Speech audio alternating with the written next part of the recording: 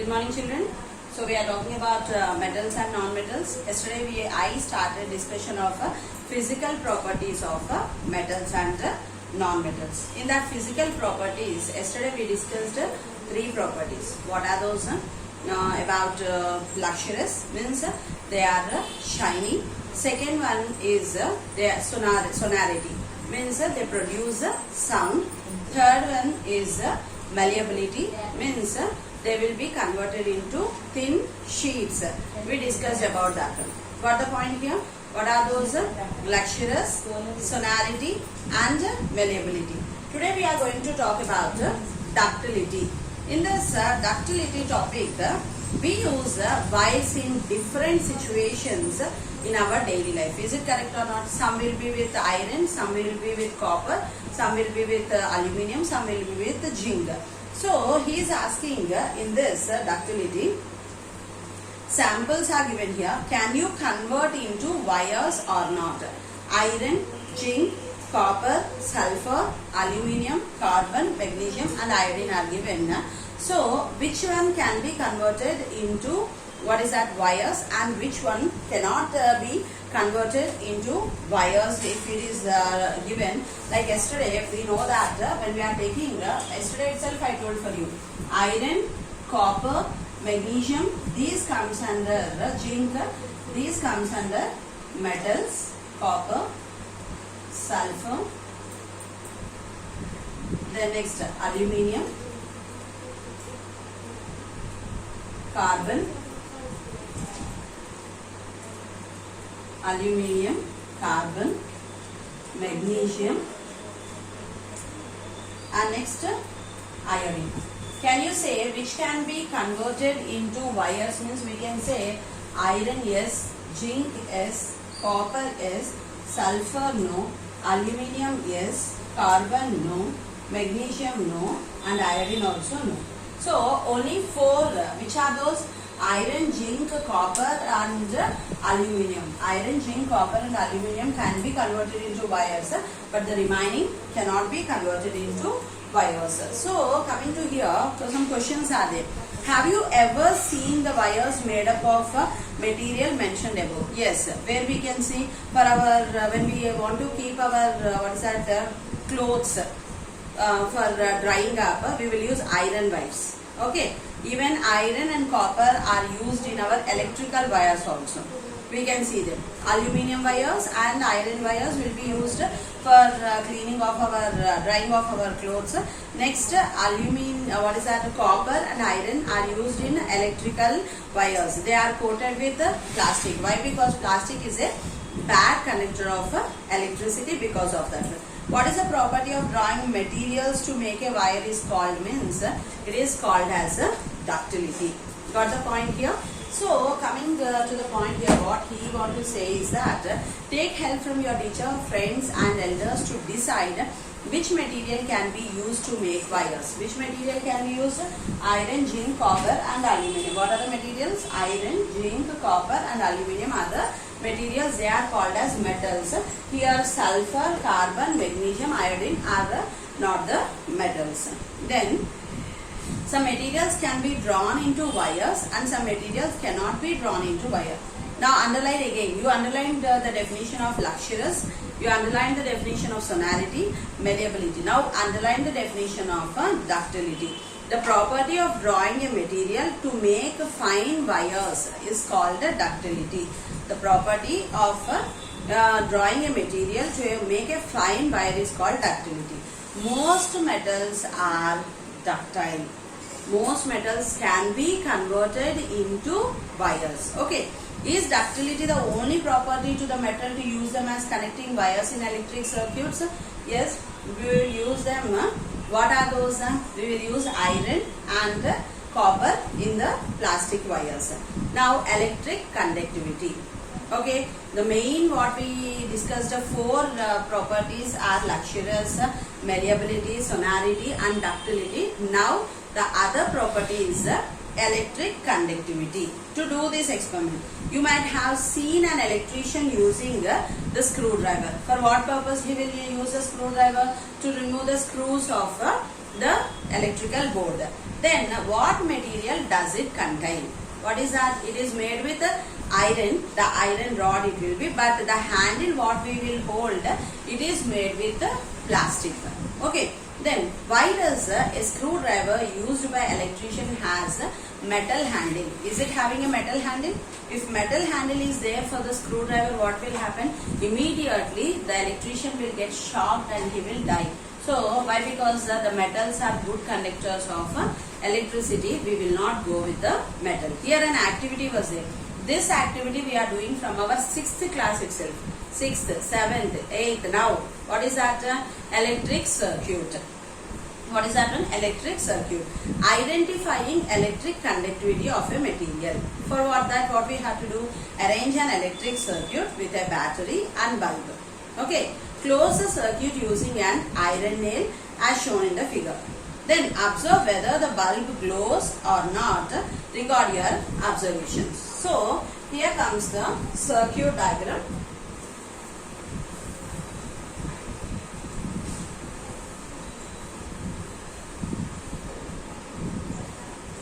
Here what we have to do means we have to take a battery. Okay. And next this battery must be connected to a wire. Here another wire you have to take. Here one bulb will be present. Now this wire is connected to another. Now this here you will connect a zinc wire, a copper wire, an iron wire, a what is that? Then sulfur. These all you will connect to this wire, and you have to find out whether the bulb will glow or not for this one. In electric conductivity, what is the process taking place? So he took, what are the things he took here? Iron, zinc, copper, sulfur, aluminium, carbon, magnesium and iodine are the things taken here. So what we have to write is that whether they are conducting electricity or not. For that, now you are having the answer here. What are the things you have to take? Iron, zinc, copper, sulfur, aluminium, carbon, magnesium and iodine. So when you are taking these things, what is that means? Iron will have less, it conducts less electricity. Zinc, yes, it conducts more electricity. Copper also conducts more electricity. Sulfur, it will not produce electricity. Aluminium, yes, it produces electricity. Then carbon, in carbon only graphite produces, means if you are taking the lid, you can see that one. Then magnesium less and iodine no. So which one will conduct electricity, which one will not conduct, means iron will conduct less electricity, zinc will have more electricity, copper also will have more electricity. Then sulfur no, aluminium yes, that also produces electricity. Carbon means you will use pencil lids, no? What it contains, the pencil lids? The pencil lids contains graphite. So that graphite is used for that one. Magnesium less and iodine no. Got the point here? Electric conductivity, how it is taking place in that? He asked. So iron, zinc, copper, aluminium will produce the electricity. The remaining will not produce electricity. Then coming to the next, materials that allow electricity to pass through them and make the bulb to glow are called electric conductors. What is given here? Materials that allow electricity to pass through them and make the bulb to glow are called electric conductors. Most metals like iron, copper and aluminium are good conductors of electricity. Note down the point. What are those? Iron, copper and aluminium are good conductors of electricity. Talk to an electrician. Look at the handle of his tools. All the handles of his tool are made with wood or they are made with plastic. Why? Because directly the metal rod we cannot directly keep inside the electrical wires or near to the screws. Other handles made up of the same material, if not water. Note the precautions to be taken while working with such tools. The handles of both electrical appliances and cooking utensils are not made of metals. Cooking utensils will be made with thermosetting plastic or it is made with wood. We know that one. If it is electrical appliances means they are made with plastic, thermosetting plastic they will be made. So electrical appliances conduct electricity. Why do cooking appliances conduct? What do cooking means? They will produce heat. Electricity will not be there in cooking utensils and all, but what will be present means their heat will be present. You have to know that one. How will you close the circuit using sulfur, carbon or iodine? For that what we have to do? We have to take the powders or liquids of that one and we have to pack and connect the wires to them. Try to tightly, they may be in powder form. Try to tightly pack the powder in a straw and use it. So activity 5. Observing heat conduction. Now we talked about electric conductivity, conductivity of electricity we talked. Now conductivity of heat. For this we have to do an experiment here. What is that experiment? Observing heat conduction by metals. Take an iron rod, stick pins to it with the help of a wax. Now fix the rod to a stand. Heat one end of the rod with a spirit lamp and see how the pins fall off. Why did the pins fall from iron rod? Pin of which end fell first? What could be the reasons for this one? So, to do this experiment, what are the things required for this?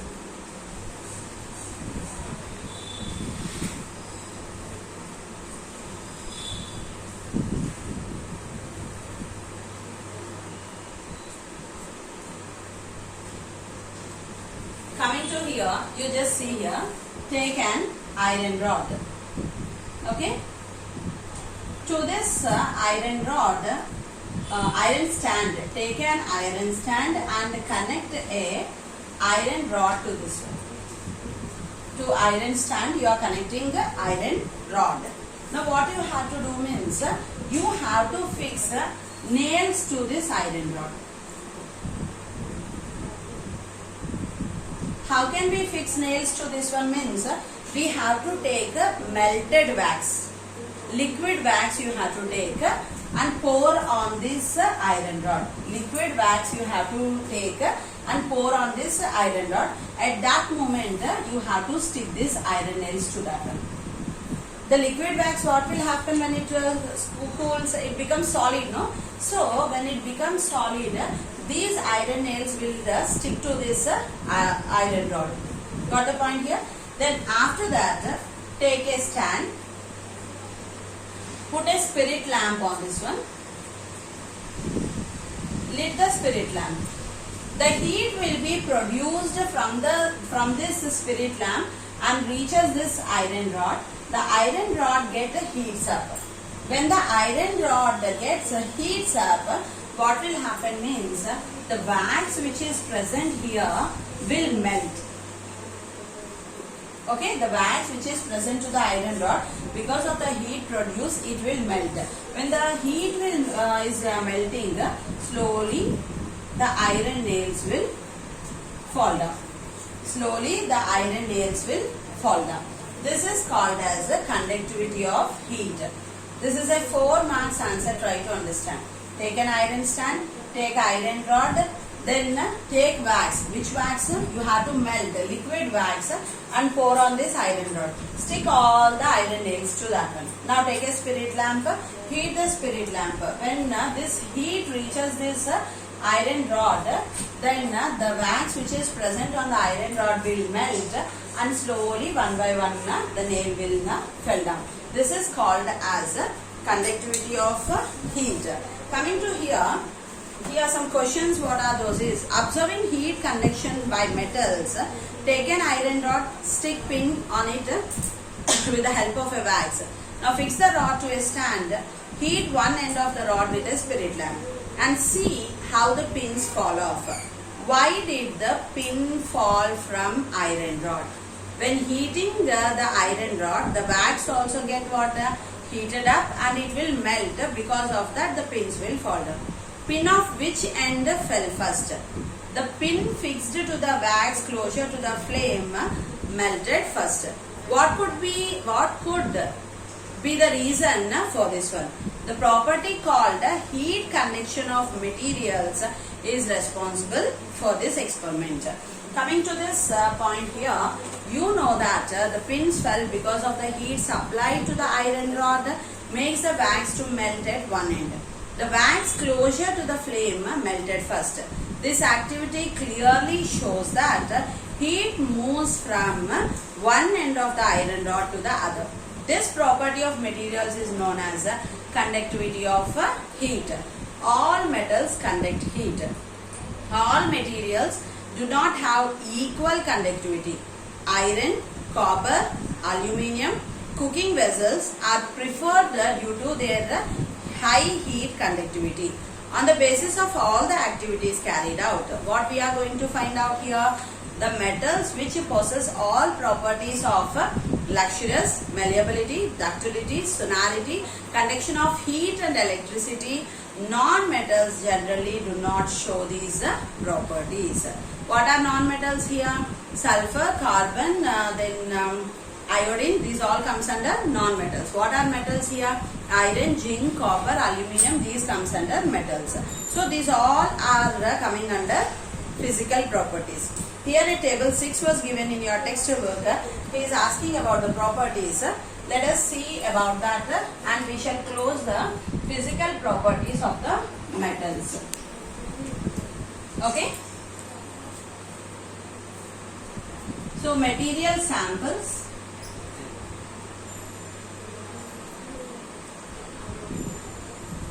What are the properties it is having? The first one is luxurious. Second one is sonority. Third one is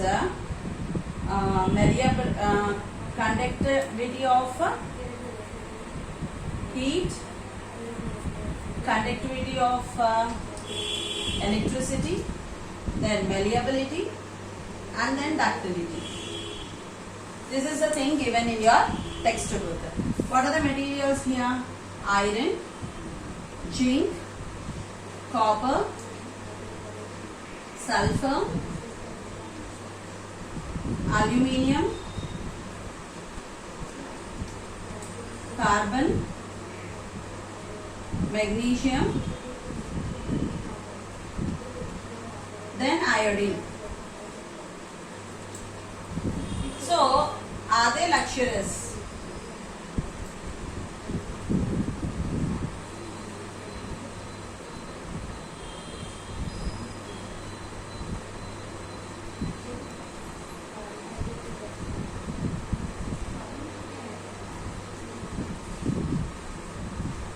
Coming to sonorous.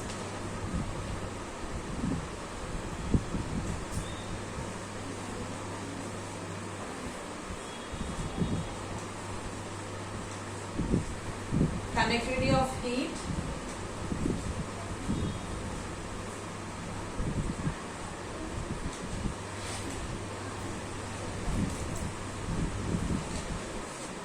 Then conductivity of electricity.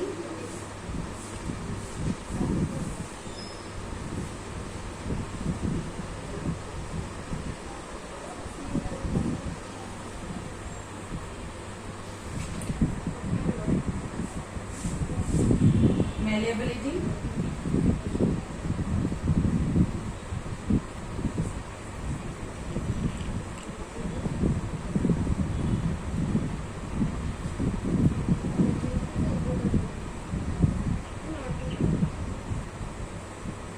Here. The last and final one is ductility.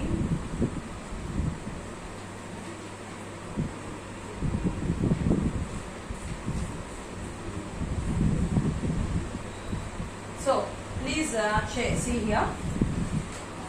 Total. This is a very important answer. What are the physical properties of metals? Finally, with this table, I'll end the physical properties of metals. What are the physical properties of metals? They are luxurious, sonority, conductivity of heat, conductivity of electricity, malleability and ductility. So he asked in our textbook table 6. What are the samples I am taking? Iron, zinc, copper, sulfur, aluminium, carbon, magnesium and iodine.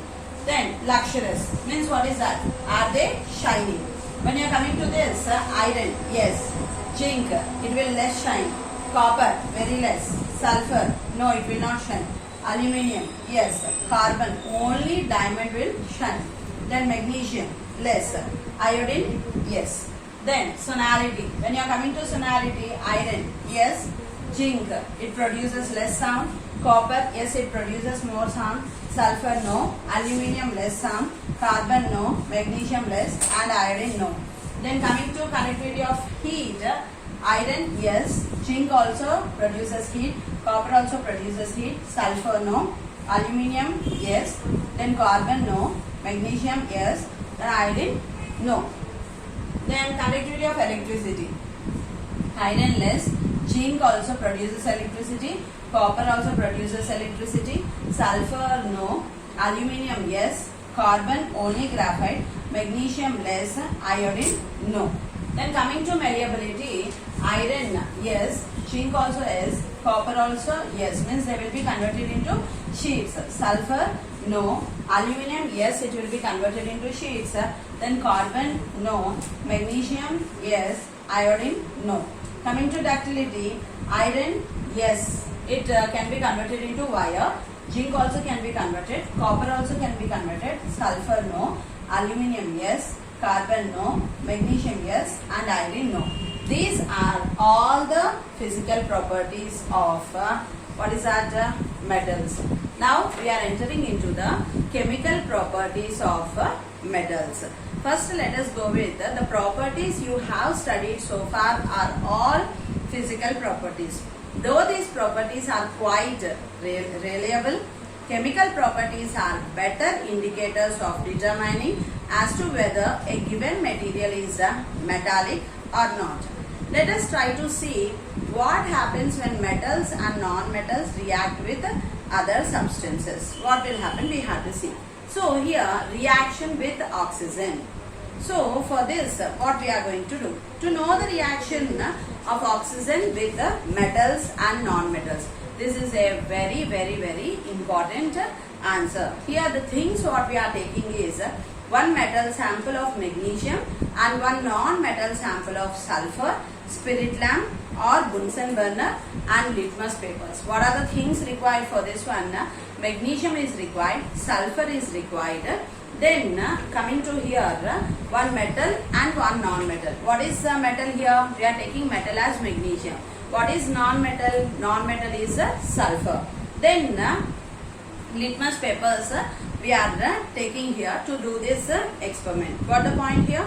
Now shall we see the chemical property of the metal.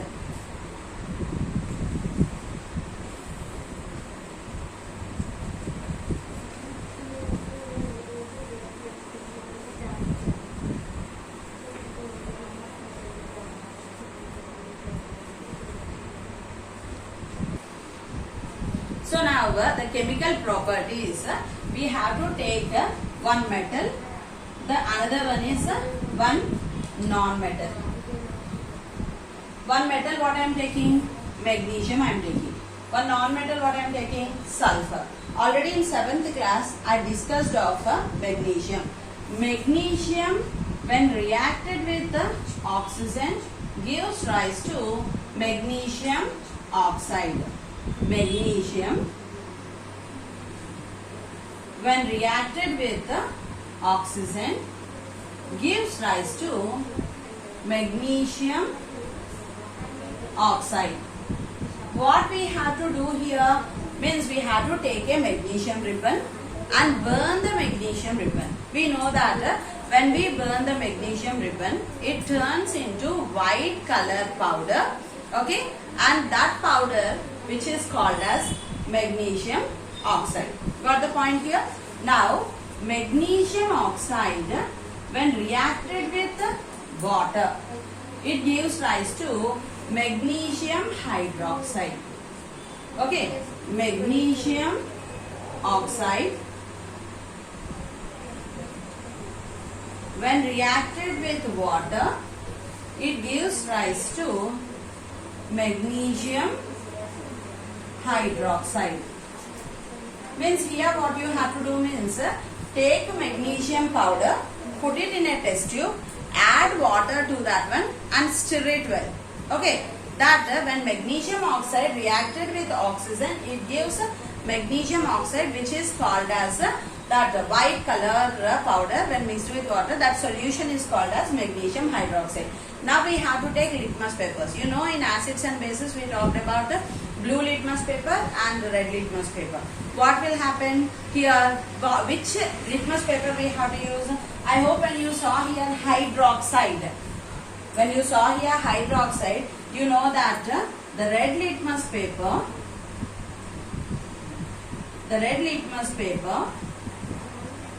changes to blue. Means here magnesium hydroxide is a base. So this is one chemical reaction of a metal. Please try to catch here. You have to take magnesium. Okay, magnesium when treated with oxygen, means you have to burn the magnesium ribbon. When we burn magnesium ribbon, magnesium when treated with oxygen gives rise to magnesium oxide. So magnesium oxide when treated with water, means that powder we have to dissolve in water, then we will get magnesium hydroxide. Magnesium oxide when treated with water, it gives rise to magnesium hydroxide. Then we have to test this magnesium hydroxide whether it is a base or an acid. When we dip this red litmus paper, it changes to blue, showing that magnesium hydroxide is a base. Got the point here? About non-metal, about sulfur, I'll discuss tomorrow. Thank you.